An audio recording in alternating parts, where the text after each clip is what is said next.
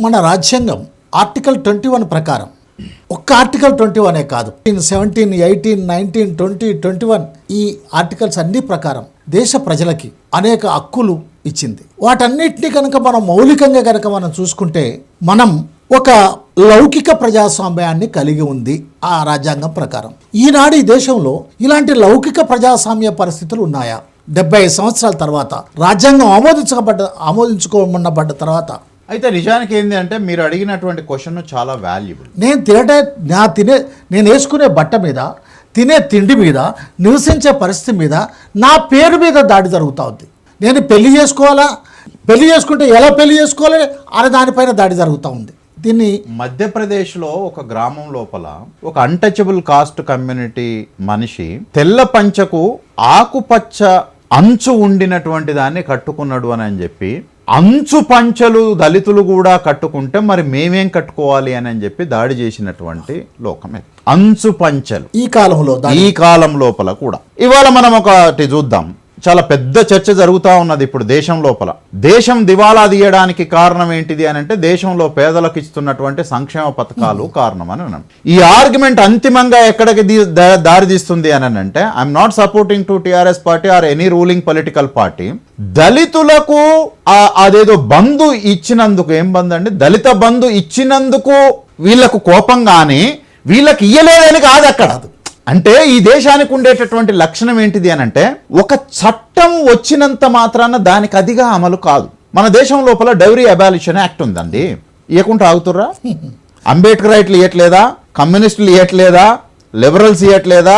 ఎట్టాగా right wing BJP party వాళ్ళు దాన్ని చాలా గౌరవ సూచకంగా ఇచ్చేటటువంటి ఒక పరిస్థితి ఉంది. అందుకనే బాబాసాహెబ్ అంబేద్కర్ ఏమంటాడు అని అంటే అసలు ఈ దేశానికి ఒక క్రమశిక్షణ, చట్టబద్ధత లేనటువంటి ఒక అనార్కికల్ సొసైటీ. భారతదేశం ఒక అనార్కిక్ సొసైటీ. ఈ అనార్కీని గ్లోరిఫై చేయటానికి ధర్మము, కులము, వేదము అనేటటువంటి ఒక పదాలని జోడించుకొని దాని పునాదులుగా ఒక కాప్ సొసైటీని నడిపించారు. కాప్ పంచాయతీలు నడుస్తూ ఉన్నాయి. దాని పేరు మీద సినిమాలు కూడా తీస్తాడు. రజనీకాంత్ సినిమా తీస్తాడు, మోహన్ బాబు సినిమా తీస్తాడు. ఆయన అక్కడ కూర్చొని ఆనా అని అంటాడు, ఇది జరగాలి అని అంటాడు. ఆ నోషన్స్ ఇంకా ఈ దేశం లోపల ప్రజల దాంట్లో లోపల ఉన్నాయి. అందుకని అంబేద్కర్ ఏమంటాడంటే చట్టం దానికి అదిగా పనిచేయదు. చట్టాన్ని పనిచేసేటటువంటి ఒక రాజకీయ వ్యవస్థ నిర్మాణం జరగాలి. ఆ రాజకీయ వ్యవస్థలో ఉండేటటువంటి వ్యక్తులు, ప్రతినిధులు ఎవరైతే ఉంటారో వాళ్లకు ఫస్ట్ ఈ రాజ్యాంగం పట్ల గౌరవం ఉండాలి. 500 మంది ఉన్నారు కదా పార్లమెంట్ మెంబర్స్, ఎవరికి దీని పట్ల గౌరవం లేదు. ఈ రాజ్యాంగాన్ని ఎట్లా కూల్చాలా అని కోరుకుంటున్నటువంటి శక్తులలో more than half of the members of the parliament వాళ్ళు ఈ రాజ్యాంగాన్ని ధ్వంసం చేయాలని కోరుకుంటున్నారు. బహిరంగంగానే మాట్లాడుతూ ఉన్నారు.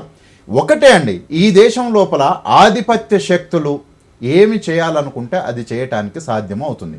అందులో భాగంగానే ఈ భారత రాజ్యాంగపు ఆత్మని క్రమక్రమంగా తొలగించేటటువంటి ప్రయోగాలు అనేక సందర్భాల లోపల జరుగుతూనే ఉన్నాయి. ఇంకొక వైపు నుంచి అంటే ప్రజలు అంత పెద్ద ఎత్తున తిరుగుబాటు చేస్తున్నారా లేదా అనేటటువంటి విషయాన్ని పక్కకు పెట్టేసేస్తే ప్రజలు నిరంతరంగా చలనంలో ఉండటం నుంచి కూడా ఇప్పటి వరకు ఉన్న ఈ రాజ్యాంగం ఎంతో కొంత ఒక ప్రొటెక్టివ్ నేచర్ ఉన్నది కదా, అది ప్రజల యొక్క చైతన్యం మూలంగానే మనం దాన్ని కాపాడుకోగలిగినాం. ఆ హక్కుల్ని, ఆ స్వభావాన్ని ఆయన ఇచ్చాడు.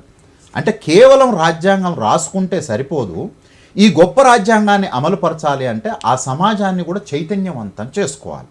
ఆ సమాజానికి కూడా రాజ్యాంగంలో పెట్టుకోబడినటువంటి అంశాలకు సంబంధించినటువంటి గుణగణాలు, లక్షణాలు ప్రజలకు ఉండాలి. ఆ ప్రజలకు లేవు కాబట్టి రాజ్యాంగం ప్రజల్ని మార్చలేదు. ప్రజల్ని మార్చిన తర్వాత మనం పెట్టుకున్నటువంటి గొప్ప లక్ష్యాలని సాధించేటటువంటి రాజ్యాంగాన్ని ఇంప్లిమెంట్ చేసుకుంటాము అని అంటాడు.